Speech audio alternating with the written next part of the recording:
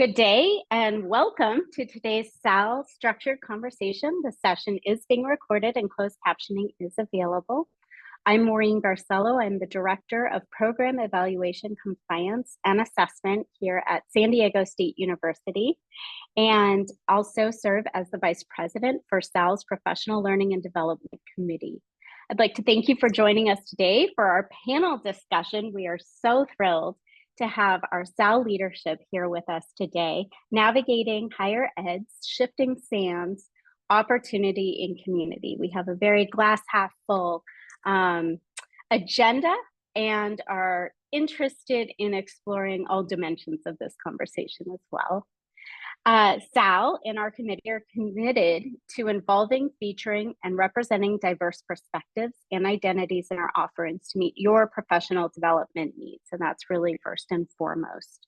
You can help us achieve this goal by submitting a structured conversation proposal of your own, and I see some former presenters and some upcoming presenters in the room with us today. More information can be found on our SAAL Structured Conversations page, and we'll add that link to the chat. During the panel presentation, we invite you to participate by asking questions, sharing comments, and providing feedback through the chat function that we're monitoring. And also feel free to be brave and unmute your microphone and share your voice with us if you feel comfortable. So to get us started, please share your name and role as you are comfortable and institution in the chat so our presenters can get a sense of who is in the audience today. We would also love for you to share where you believe you would benefit from learning and working with community.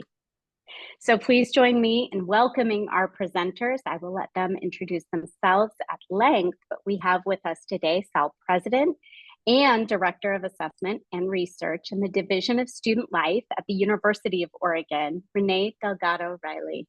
We have SAAL Treasurer and Secretary and Director of Assessment and Research in the Division of Student Life at the University of Buffalo, Dan Kaczmarek. And we have SAAL Open Course Manager and our Associate Vice Provost, not ours, but Excelsior University's Associate Vice Provost of Accreditation and Quality Improvement, not a light job for Joe Levy. So thank you so much. I'm going to transition and let the panel introduce themselves, starting with Dr. Renee Delgado-Riley, our SAAL President. Good morning, good afternoon, depending on where you're at. As Maureen said, thank you all for hosting us. I love that this is a smaller conversation because I know that this is a hard topic to talk about. So I would love the interaction and I love you all engaging in the chat. So I serve as the president of SAAL until December 31st, but I'm not counting. I'm really honored to be part of this community that's mainly dedicated to equity-centered, meaningful assessment in higher education. So my path to student affairs assessment has always been grounded in where I come from, improving my community as a first-generation, low-income, list of a lot of historically marginalized backgrounds. But early on in my journey, I kind of tapped into some early DEI work, working at one of our ethnic centers. And really through that student experience being an intern, I got to really dabble in using storytelling for data. And that really inspired me at my alma mater at the University of New Mexico. And so technically, I did a lot of mentoring, a lot of direct student support, but at the same time, I was kind of dabbling in this evaluation because for me, I was going through this questioning experience of I was being impacted by these amazing programs. What was the impact on other students? And could we figure that out so we can figure out how to expand that? And so early on, I was realizing the power of assessment, not just for compliance, but for really transforming programs and continuous improvement. I always say my job today and my path to where I am at and what I do currently is understanding if we're doing the right things, doing them right, and asking the critical questions and exploring data to understand how we know. Since 2014, I've been involved in SAAL, which is crazy that it goes that fast. It's been 11 years. But first as a member of the Professional Development Committee, which is actually the grandmother of now the Professional Learning and Development Committee, which is hosting today's structured conversation. Along the way, I've helped lead the strategic planning, restructure our new governance piece, And I've just supported SAAL through a lot of these challenging times during COVID, during when we didn't have a lot of volunteers. And we're officially a nonprofit at the state level, which we're working towards that federal designation very, very close. But I'm just really proud of the collaborative work through this process, being part of this organization, but really the connection with other professional organizations and our commitment to equity and access to professional development, especially with the newly minted Consortium on Organizations for Student Affairs Assessment, which involve other big organizations that focus on student affairs. So if you're passionate about assessment, advocacy, or just finding people that you can lean on, I really feel like I can pick up the phone, text, or call any of these individuals and vent to them, commiserate when I'm having a bad day, or just ask for their support. So we're always looking for new volunteers. To me, it's more than just getting your talents and sharing them with us. It's about building this community and really inspiring this community of practice. So if you're interested, please don't hesitate to reach out, even if we're not doing a formal call for one of our committees. There is so much SAAL can benefit from with your talents and expertise, and your voice really matters because we do this work for you. And I'll turn it over to my other panelists to introduce themselves. I can hop in. Hello, everyone. I'm Dan Kaczmarek. I am the Director of Student Life Assessment and Research at the University at Buffalo.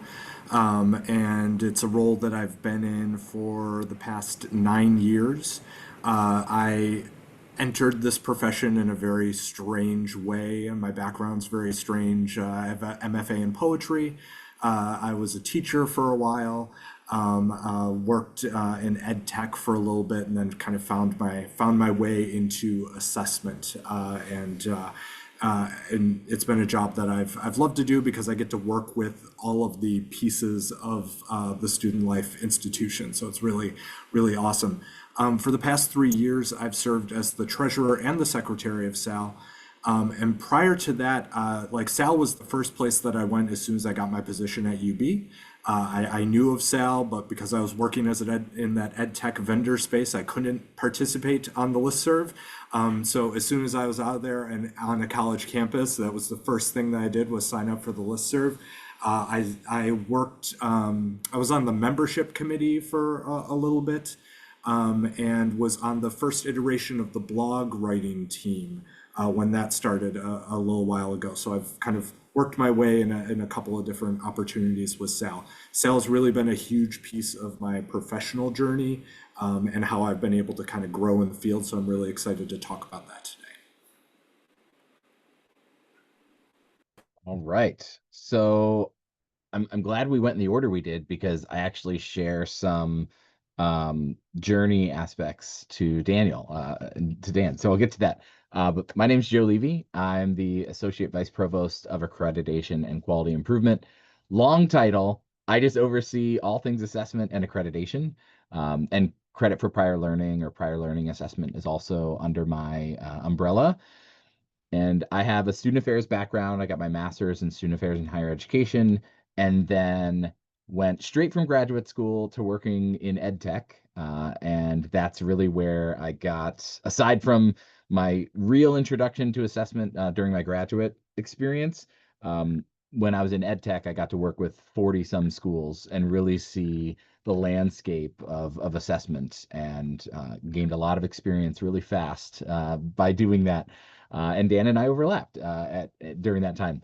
But I went from that work to then going back to a campus, and the first assessment gig that I got was being director of institutional assessment, but they hired me on the condition that I get them off notice with their accreditor. So I quickly gained not only assessment experience, but accreditation experience as well, and really found that even though they're both kind of the bad A words on most campuses, they're things that are actually really cool and have a lot of great beneficial byproducts to them. And so that's been the rest of my career, is just being in that space. But I will say, similar to what Dan said, when I was working at the educational technology company, there was this mysterious group that was starting up of all these student affairs assessment leaders but we weren't allowed to join and we weren't allowed to know about it. It was kind of like Fight Club, that we would hear about it, but we couldn't really know the real details. And so similar, Dan, like first thing I did when I got out of there, when I went back to an institution, was join this mysterious group. And yeah, that was in 2010, and I've been a member of SAAL ever since, and served on multiple committees. In the past, we had a kind of professional outreach group, we had professional development, and then helped launch the open course, and that's primarily what I do now, is oversee the open course. And yeah, SAL's been an incredible professional home, which I'll talk more about as the session goes on. But it's been great to be there and be part of it from multiple lenses and perspectives. Thank you all so much for taking time out of your professional worlds and also your volunteer worlds, getting a chance to see behind the scenes. All three of you are so incredibly busy carrying the load of the volunteer aspects of SAL, and we look forward to hearing more about each of those, and Joe, of course, about the massive open online course, for those of you who might not be familiar. So the first question, I hope we're not like Fight Club either, but I kind of enjoy the description there. I'm posting the question in the chat, but I'll also read it out loud. So we're starting off with a really bright one here. In the current climate of budget cuts, or for some of us, looming budget cuts, how has the SAL community served as a vital resource for you personally or professionally? Yeah, I'll kick that off to say it's helped in a number of ways. I'll name two in particular, and then try and leave some room for my panelists, the other panelists, to share their perspectives. But the one would be connections in terms of creating community. By my involvement with SAL, I have been able to do things like this and present to an audience. I've also been invited to do blogs and co-author white papers and articles and book chapters, that at this point in my career I would get those offers, but starting out, coming out of graduate school, and even being new in my role as an office of one doing assessment work at my institution, felt very alone. And while I wanted to do good work, just it was tough to get support. And so SAL was that free, instant community of people that not only would give you things, but also give you their time and their expertise that nowadays sometimes you have to pay for. So that was really great, not only to get things, but also then be able to co-collaborate and co-create things to give back. And the other more immediate piece, which is more germane to my role with SAL, is the open course. Continuing to maintain this free wealth of resource that is the course. For those that aren't familiar, we run this massive open online course once a year. As long as you sign up, you maintain access indefinitely, and it has 8 different modules. We've had over 20 people from different institutions contribute to the content, and then over the years we've had other volunteers and people come in and review the content for accuracy and currency, and we've rotated our instructors over the course of our soon-to-be 10 years of running the course. So we've had multiple perspectives engaging and teaching the course, and the one constant has been that it's free and that it's self-paced. And that's one thing that we continue to hear from people, that is just such an awesome resource. And even for me, when I've been approached at times for consulting gigs and people were asked for basically what the course is, I will just tell them, just take the course, like save your money, take the course. And then if you want additional hands-on, like happy to do that, but like I'm already going to be teaching the course, so I'm not going to create double work for myself. And that's where I would say SAL has also really been helpful, because by engaging with the organization, I've been able to take blogs that then not only is great for the student affairs community, but then I can just turn around and hand that to my staff on campus and say, here's a perspective about, reviewing learning outcomes, or here's information about better using data. And so it's saved me time and energy to either double dip in that way or also leverage, the community perspectives of the people in the organization that are cranking out awesome content that I can then just immediately benefit from. And I'll just jump in. It's like work smarter, not harder, right? So obviously, Joe illuminated how SAAL has done a great job building capacity by offering these free, accessible, equity-centered assessment tools, et cetera, et cetera.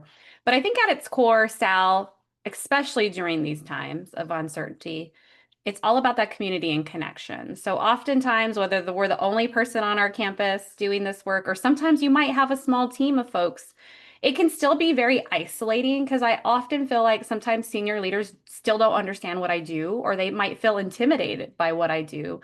And so it's really hard to get that level of support from often my supervisors. And so really SAAL is about creating that space. So besides learning from others, it's about being able to share those challenges and, as I said earlier, commiserate and create the spaces. And so for me, I think SAAL has really been that lifeline for me when I'm really struggling on my campus or just struggling and running into challenges. I feel seen, I feel heard. And that is really powerful for me, especially as being a woman of color in this field sometimes, or just in general, for me working on a predominantly white institution, this is really powerful. So just hearing from others that they're experiencing similar challenges, it just kind of helps me work through things. And I have a great community of support. And so beyond sharing resources, I'll just reiterate what Joe mentioned about sharing these with other folks on campus or other folks that might reach out to you across the country. I think more importantly, it's not just about working smarter and not harder per se, but it's about when resources are tight, when budgets are being cut, I don't have the capacity to serve all the assessment needs in my respective institution. And so my goal is to skill up and build at what I call assessment ambassadors. And so I'm really trying to skill up other people in my division because, yeah, I'll do the very technical data stuff and I'll help you with all the assessment framework pieces. But you could also skill up because I believe Amelia Purnell had a thing that came out from NASPA, I want to say like a year and a half ago. I feel like everything's a little blurry on timelines here. But it was like the top 10 skills you need to be successful in student affairs as a profession. And of those top 10 skills, 3 of the 10 were related to assessment, evaluation, and research. And so for us, this is what we do all the time. But for a general student affairs practitioner, it's also really important for them to skill up. And so this kind of, I feel, helps bridge the gap sometimes is I don't have to do all this work, but I can skill you up and you can also become very competent in this work. So I'll just reiterate, it's a vital resource when we're cutting budgets and we're cutting jobs, as I'm sure a lot of you are experiencing in this day and age.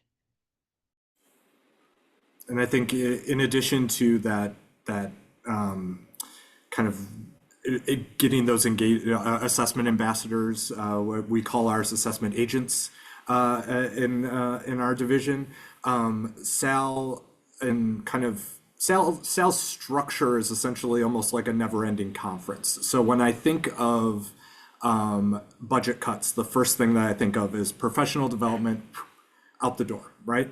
And SAAL has all the pieces of what you would want to get out of a conference. So serving and kind of working in various capacities and committees has sustained some of those more like informal conversations that I think are like the best parts of being at a conference.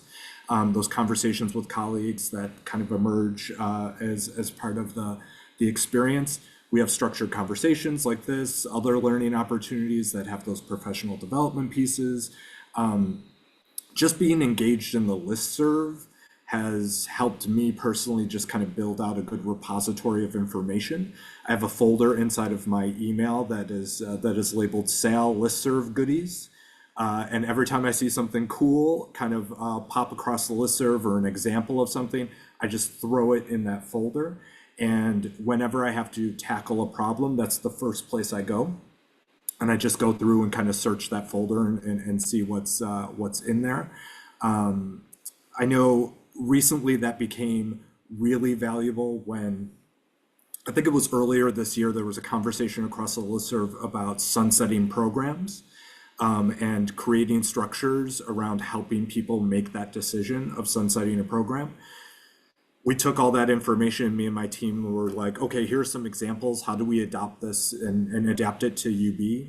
And it's a tool now that I'm giving out to people at the end of their department review process, strategic planning processes. I know also some of the blog posts, the videos of the structured conversations. I use those in I teach the assessment and higher education course in the master's program in student affairs administration at the university. And I've added those resources as part of the curriculum because it kind of humanizes the what is kind of inside of the textbooks when you hear those case studies and the examples that are being shared. So that idea of SAAL is just like, I can't go to a conference, but I always have the elements of a conference kind of at my fingertips. I really appreciate that, Dan. And it sounds like the three of you really built upon each other's responses. And my follow-up question was going to be, can you provide a specific example of one of these tools or maybe even a less obvious resource that's come out of SAAL? Renee and Joe, are you able to share? Does one come to mind? And also, Dan, I'm oftentimes I overwhelm people when they see how many tabs I have open in my browser, and that sunsetting document is one of them. So I know which tabs are open. I know what's going on there. I just don't want to shut that one down. I'm like, I'm going to need that. So thank you. Joe, Renee, any obvious clear grabs or less obvious? I'll just jump in. I mean, I could share lots of examples of when I needed like an opinion on something or I was navigating, division-wide strategic planning or some other like equity-centered assessment. But I think for me, this meta thing that I realized probably about maybe, not that I didn't know this before, but I would say about like 4 years ago, post-pandemic, going through this process, I realized not just the kindness of the SAL culture and the willingness for people to spend time with you, but I really realized this work takes more than just technical skills. It takes a certain sense of human-centeredness that I think gets overseen in what it takes to do this job. I think people often think, oh, you just sit behind a computer and you do data coding, or you're like very technical and data savvy. Well, there's so much more to this. We have to influence others. We have to bring people along. We have to use reverse psychology. And it was that moment where I realized it takes more. And so then I felt like as a professional in student affairs assessment, I had made a lot of mistakes because I hadn't realized that lesson. So it's the people behind this work, right? And I feel like SAL does that. It supports the people. So whether you're feeling burnt out, role transitions, it really offers that emotional validation, the mentoring, but a reminder of why this work is so important and that hidden benefit that there's a network of thoughtful, kind, generous people that are cheering you on, especially when you're the only sole person, or maybe you have a small team. But more importantly, it takes more than just knowing how to do data or understanding assessment frameworks. You could sit there all day long and take all the stuff out of the course, the brilliant stuff that is shared there.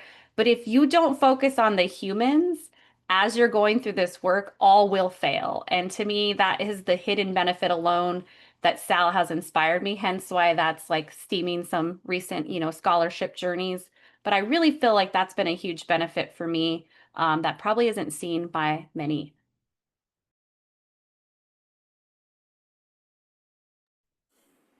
Yeah, I would just say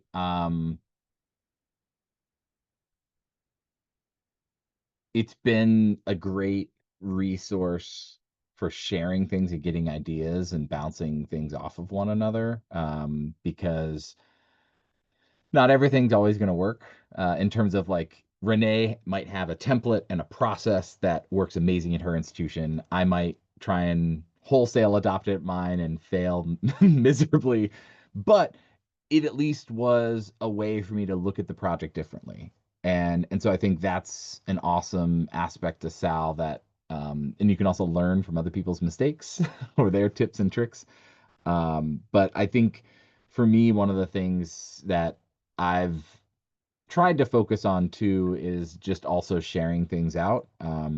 I worked at a number of institutions that were doing fully online, remote student services before the pandemic, and I know that's still an area a lot of other institutions are doing more of. And so one of the things I've tried to do in terms of giving back and putting out there into the community is examples and resources for that. And also making sure people know, like, just because it worked for me, it may not work for you.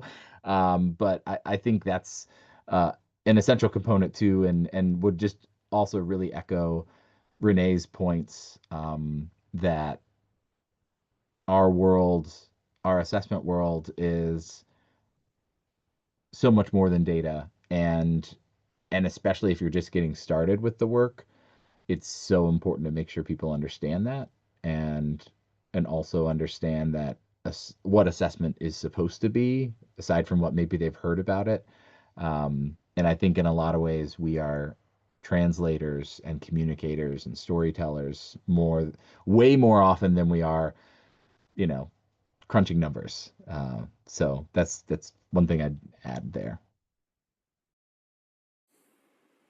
I know just some other kind of little toolbox things. I know so for a while it was just me talking to that wall there, and the wall does not give me very good advice on certain things. So as I brainstorming ideas on how to kind of tackle things, I definitely leaned on my colleagues. When my office, I thankfully have been able to expand my office, and I like during that about a year beforehand, I started like saving all the job postings that would come across the listserv and get a sense of like what do analyst jobs look like in student affairs, and how are other organizations structuring themselves, and how can I take that information and use it to advocate for the expansion of my own office. And eventually when I had to expand my office, I had to rewrite my own job description because pieces of my job were now being kind of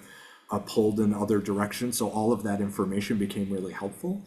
I echo the idea of like the biggest kind of, I guess, less obvious benefit of being engaged in the community is really that the conversations that I've had with people just in like the chat of structured conversations, connecting with them on LinkedIn, understanding what they're doing at their institutions.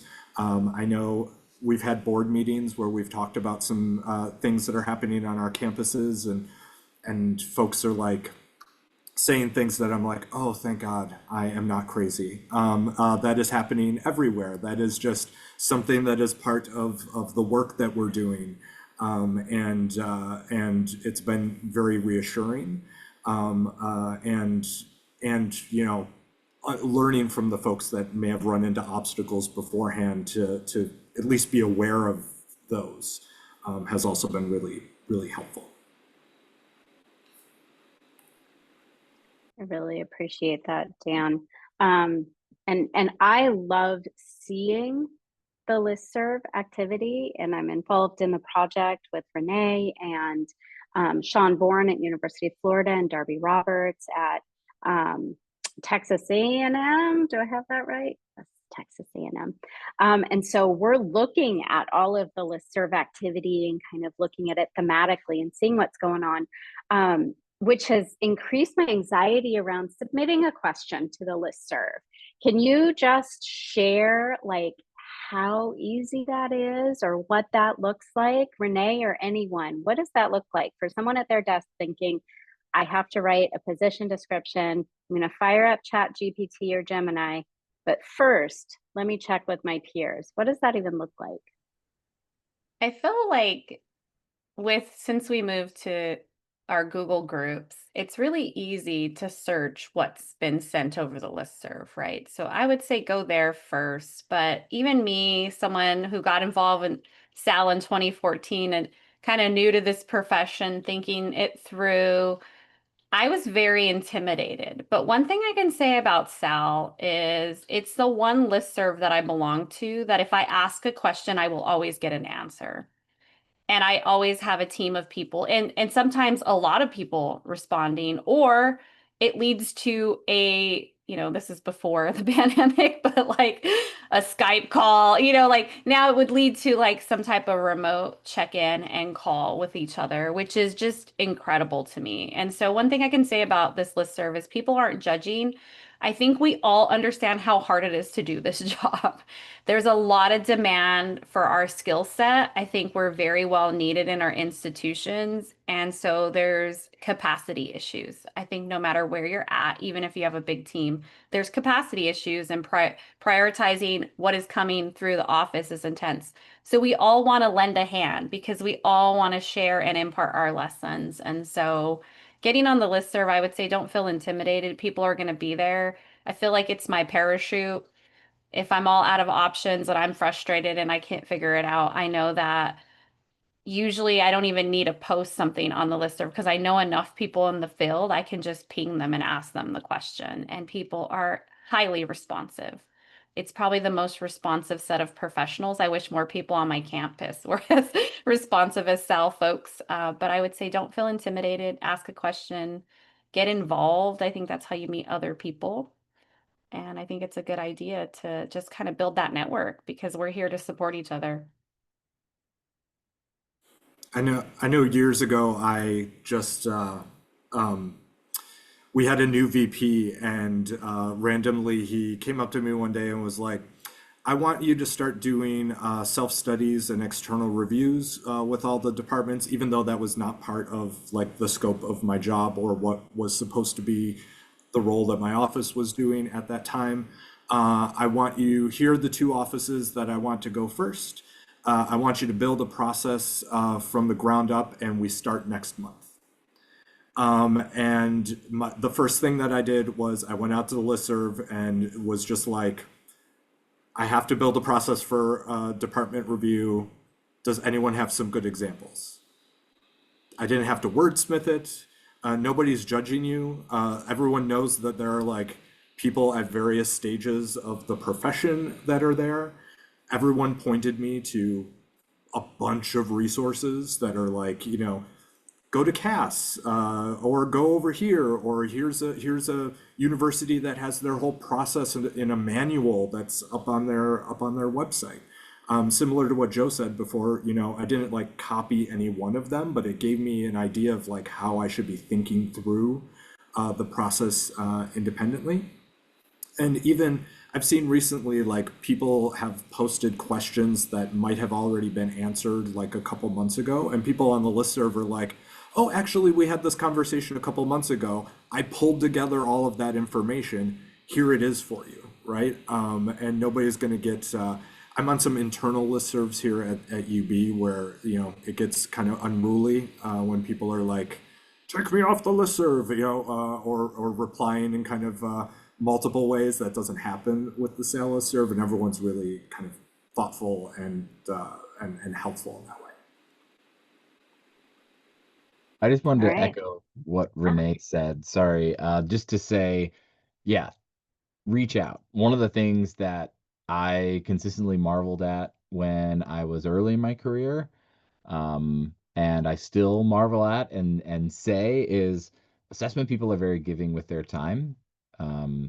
So I think if you're worried like, oh, this person doesn't know me, like typically if we know you're reaching out for help or support or guidance, we've been in your shoes, and so we want to help, and we'll find a way to help. Now maybe, like I'm going on vacation next week, so now might be not be a good time to email me, but I will at some point get back to you. And I think so that's just to say, because I remember when I was a younger professional, I felt very intimidated, or oh, like I wouldn't email this person, they might not email me back. And no offense in case there's any faculty on the call, but I had some very bad experiences as an early professional with faculty where I would email them and they wouldn't respond to me at all, or they'd even say things like, I don't respond to people who don't have a doctorate. And I have never experienced that in the assessment community. But having experienced that on the front end, I was, yeah, very intimidated and wouldn't reach out to people. But so I would just say, the assessment community is very welcoming, very giving. So please don't hesitate to reach out if you have questions, or yeah, you want to connect with somebody because you see their bio or you've heard of good things that are going on at their school. Like, just do it. All right. I feel ready. Put my first listserv post out there. So I'm seeing that we have a mix of senior level, mid-level. I don't know about some of our newcomers here, if we're at early level career, but I'm going to double down on the intimidation factor and see if you can share some thoughts on those considering a publication, that article that you thought you would write, that that thesis or that dissertation that you were like, I'm going to turn this into 3 articles, and then you finish the work or you finish the coursework and you run out of the time. So how do you do that? How do you engage the community in that effort? I know I'll start this off because I'm probably of the 3 of us the least published and experienced in this area, right? So I think I did get the itch to like go down that road a little bit by contributing to the blog, because the blog was kind of this like low stakes toe in to like trying to. It also afforded maybe a little bit more freedom and ability to do a lot more kind of creative approaches to kind of talking through things.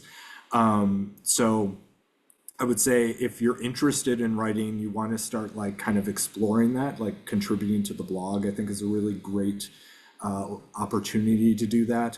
I think also like the opportunities to, there have been several kind of postings on the listserv about contributing to authorship to chapters of a book and putting together conference presentations. I know my working with SAAL has been a great opportunity for me to connect to colleagues and do presentations at conferences together, and finally put faces to the names that I see kind of bouncing across the listserv. So I think you can even put out your own call. You want to put together a proposal for NASPA, throw that out on the listserv. I'm looking for another campus that is doing this very similar thing that I'm doing. And I want to at least have a couple of really good examples. People will definitely respond to you. You can even like do a structured conversation to do a trial run for a conference presentation, or maybe you want to redo a conference presentation for the SAAL community. There's so many ways that you can kind of practice some of this as well. That you have that great community that Joe said of folks that are really there to help. I'll build off of what Dan said because I've done that. At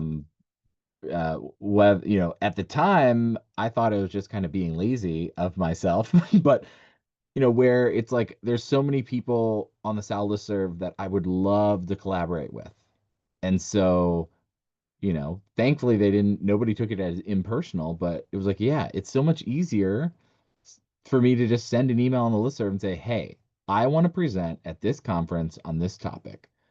Who's down? And if nobody responds, cool, I'll submit my own proposal.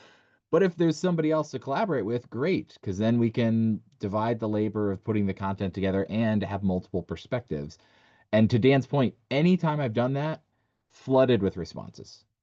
Just because, you took the first step, right? So then the person who was like, oh, maybe I do something or I want to present with somebody else, they get that opportunity, then they can reach out and raise their hand. So absolutely support that. And I would also say from the publication side, do kind of chase what makes you comfortable. To Dan's point, I published some things in grad school and then wanted to kind of take a break from school, and writing to me felt like school related stuff. So then I fell into blogging though, because I still wanted to communicate some quick and dirty tips or information, or also I wanted to share information in a way that felt accessible, like a publication, but also didn't require as much work. In my head, I mean, they were still work, especially the brevity. Um, but I then blogged for a long time, several years, on my own and with different companies and with SAAL. And after doing that, though, I then also realized I'm hungry for more. And so then I went back to article writing and then some chapter writing and then just finished up a book. So I think challenge by choice and do what you want to do. But I know for me at least, a guiding thing that I really took away from my graduate program was, our first class, they told us as they were like flipping through the textbooks and that like this is all you're benefiting from previous people's experience, right? And that is knowledge they're passing down to you and you're benefiting from. Find a way to do that. Now, it doesn't always come through publication, doesn't have to come that way. It can also come through mentorship or sharing your perspective, but find a way to do that. And so for me, while I've certainly done that outside of writing, I try and also do it through writing because one, I've also been in jobs where people challenge your perspective and your experience. And so it's nice to have a publication to show them, especially again, like if you're dealing with faculty who are persnickety. So it's just one way that can also be great. And again, I will say at this point in my career, I welcome when I have a co-author to help, again, balance perspectives, approach something from a different lens, and divide up the work. And so I think it's also fun and exciting to have new writing partners and collaborate with people on new presentations and projects. So um, again, going back to my advice before, don't be intimidated. Reach out if it's something you want to do, and if you have an idea. And as Dan said, like you will find others that want to contribute and collaborate with you on that topic. I just want to echo what everyone said, but just all persnickety academics. I was scarred for a long time being in a very traditional academic research-oriented PhD program and basically being told that if it wasn't a peer-reviewed journal and if it wasn't this certain rating, that it didn't matter what I said. And that really took a number on me for a long time. But I heard someone a long time ago, and I don't remember who quoted this, but it says there's no boundary on what defines a scholar. And what I've learned from my scholarship journey is we need the practitioner voice. Sometimes abstract in theory has a place and it absolutely can drive a lot. But sometimes we need the in practice, and I'm seeing the thing in the chat because we do need the thing that we can take, hit the ground running to do our jobs. And to me, that is very profound. And a lot of the scholarship is dominated by a lot of folks who aren't doing what we do. And so I would say you're not alone. Your voice matters. Team up. There's a lot of people in this field, so don't do it alone. SAAL is filled, as you heard, with generous, brilliant people. So find someone to talk to. Or whether you're at a conference or one of the SAAL meetups or another meetup from a professional association, is that's sometimes where the ideas come from. I think that's where the listserv project came from. I know that's from our human-centric approaches to student affairs, having a drink at the ACPA 100th convention, right? I mean, these ideas are born from people. And so it doesn't have to be perfect. But I think your authenticity and your experience as a practitioner is incredibly valuable for the field. And really, don't let the academics intimidate you that you have to have this research-oriented, scientific, empirical model to publish. There's so much value on publishing other things that can also be very meaningful in the field. Thank you all so much. That's really, really inspiring, and motivating and exciting. You make it feel very, very accessible. And Renee, you did allude to Martha's question. Martha's asking about practice, and what are some strategies to help a new VP of Student Affairs know that we need to create a culture of assessment, music to my ears, in our Student Affairs division? Martha, I see you there. Would you like to share a little bit more? Sure. I am a assistant director in our SOAR program, which is similar to a TRIO student support services program. And we have a new vice president of student affairs at our college, which is wonderful. But I've noticed last year we started through our strategic planning coalitions. We actually put out to have about 8 people take the free MOOC that Dr. Levy was talking about. And we had well, I didn't complete it. I will next year, but about 5 of them did complete it. But we're realizing we really need a culture of assessment in our student affairs division. And we've gone from a provost model to a vice president of student affairs, vice president of academic affairs, back to a provost. And now we're back to that vice president of student affairs, vice president of academic affairs model. And I really want to help our vice president see that we need a culture of assessment, but I know she's going to get roadblocks as well. So what are some strategies where we can help plant some seeds, and then I can be an ally for her in meeting our strategic planning goals, as well as just growing the division under a culture of assessment umbrella? I'm happy to start this mainly because I just onboarded a new VP. So I feel like I'm right there with you. I feel everything I hear in your voice right now. And I think this is a really good question when we think about strategies. You have to know the room though, right? So I'll say if there are some real deep political stuff in order, you also have to self-preserve yourself as a human if it becomes too much of a battle, right? Like there's got to be that fine balance. So I always say, don't burn yourself out at the point where you're not happy. So we have to find a way to be in that system. So how do we do it incrementally? And so these are just a few things that I'm thinking out loud. And I know that the other panelists have a lot of really great ideas too. Is thinking about assessment as a strategic tool rather than a just check the box as something we have to do. So thinking about it from visioning, like, so why do we do what we do? So why does our division exist? Why do our programs exist? So spending time with the VP is part of the issue, right? Is how much time do you have with them to kind of impart some of these conversations around aligning your priorities? Like, what is the vision for the division? Is it improving student success? Is it enhancing equity? Is it telling a compelling story to donors, to our community?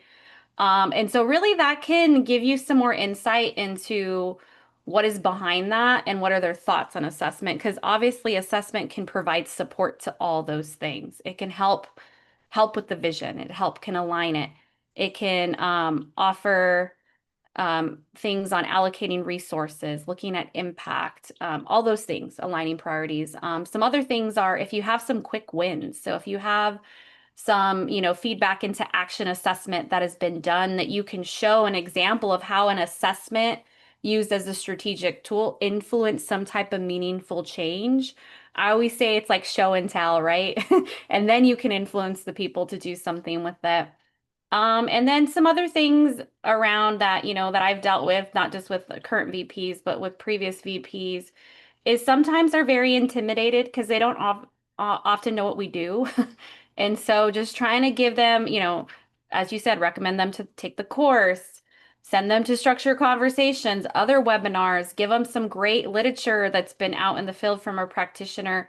That really just gives them more information, but you have to be very careful with that because sometimes people have egos and we don't want to bruise them, but you also got hired for a reason. So you also have an expertise. So always emphasizing that it's a process. It's not a destination. So it doesn't have to be perfect. I think sometimes senior leaders get really caught up in that brand ownership and protecting the brand, that they get caught up in key performance indicators and things that have to be perfect. It's not about perfection. It's about meaningful inquiry, building multiple metrics, and being more holistic with the ways that we measure the student experience. Because at the end of the day, we're all humans and we're serving human beings. They're not this linear thing that can be put onto a KPI, right? So there's a lot that goes into that. So just doing your best to have time with them and building that momentum together. It's a community effort. That's why on our campus, our assessment teams are called community assessment knowledge experts, because it takes a community. Plus we say cake because we say, don't let your cake go stale. assessment isn't a one-time thing that we talk about once. It's a continuous thing that we're constantly reframing, reimagining, rethinking, and readapting based on our institutional context. So those are just some things I have, and I invite my other panelists to share their thoughts as well. Yeah, just to build off of what Renee said, I think the strategic component is huge. Your VP is going to have some agenda. I don't know what it is, and maybe you don't know what it is, but find out what it is and then draw a connection between that and assessment, because a VP hasn't gotten that far without at least hearing about assessment. So it's not like they're completely unaware of what it is, but they may not truly know what it is. They may just have heard about it or heard it's kind of important or something maybe they eventually have to deal with. So the better you can position assessment in relation to a strategy and direction they're already moving, the more likely their ears will perk up and they'll want to listen and want to hear how this work could help forward their agenda. But two, it also, as again, we think about time and energy right now with everything going on, that may also be good justification for them to support you engaging other people to do the work. And another thing too is help them understand what their role in it could be, because sometimes if they know their role is just blessing the work and saying that people have to do it and holding people accountable to deadlines and things, they're like, oh, I don't have to do anything? Great. Yeah, do whatever you want, right? So sometimes it's just a matter of helping them understand what you need from them and how this can help them.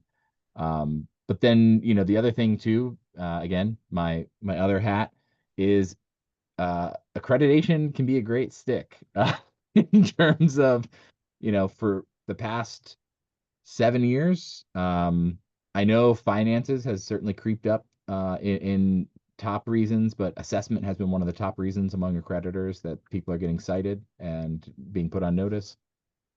And within that umbrella of then assessment issues, co-curricular and student affairs assessment is one of the top reasons. And so that's one of the ways in which a lot of institutions are immediately going from 0 to 60 with assessment efforts, is because their accreditors telling them so. And not knowing when your next visit is or anything like that, it's just good information to know and to share as a bit of a subtle threat of, and by the way, we should do this because we don't want to get in trouble later. But before you get to that message, I would also position assessment as practice of fidelity, because the numbers represent people. And for us to truly know and evidence how well we're serving our students and the impact we're having on them, we need evidence. It's not enough that Renee thinks we're doing great and Dan told me that he's having a great time with the students. We need to hear directly from the students. We need to observe their behavior. We need to quantify the change of their knowledge, skills, and behavior. And if that aligns with the expectation we have, did it change as much as we wanted it to? Do we even have expectations? And so assessment really helps do all of that. And again, gives evidence for the good work we're doing and helps point to where we can make improvements, which a VP would love to know, would love to be served that information to then just point and say, yeah, so go do that. So that's the other thing that you can position it as. And again, if all of that doesn't work, then you can pull out the accreditation threat. Thank you, everybody. Thank you so much, Joe and Renee, for your responses, and thank you, Martha, for the question.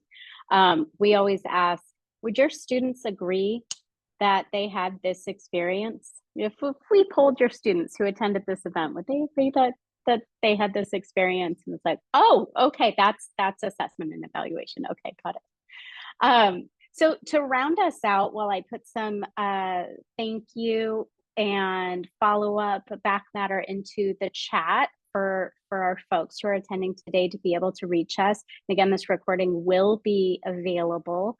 I want to leave the three of you with this question, if you're able to share in a minute-ish each. But looking ahead, what does resilience look like in our field? And how can SAAL help shape that future? I would love to hear from each of you, your thoughts on that. I'll kick it off if you all don't mind. It means being adaptive and remembering your values and being people-centered. And I think SAAL is doing exactly that. We're building that community for that critical reflection, sharing our tools and resources, but more importantly, a place where you're validated and you belong. We're here to support you.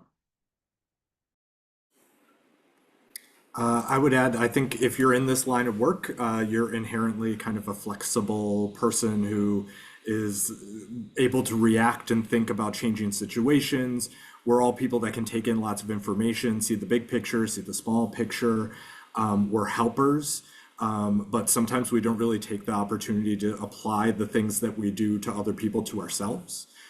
So I think if we kind of keep in mind the things that we're always talking about students, right?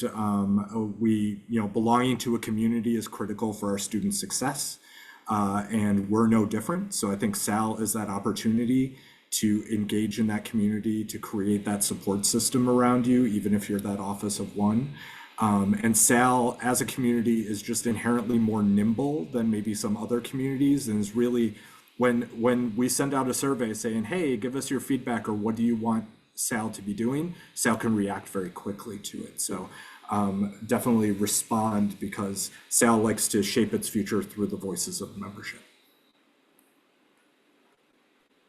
Yeah, and I would just say resilience, a bit to Renee's point, it's advocating for yourself, for your students, and for your goals. And in doing that and in committing to that for yourself, leverage SAAL, right? I mean, that's where if you want to do a publication or you want to present at a conference, chase that goal, but you don't have to chase it alone, right? A presentation is a presentation, whether you do it by yourself or with somebody else. So, and who knows, that presentation you do with somebody else could turn into a publication, a book chapter, or something later down the line. So,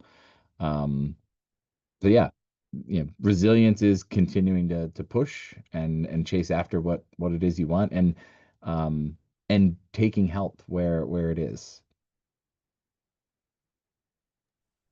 Thank you so much. Thank you, Renee. Thank you, Joe. Thank you, Dan.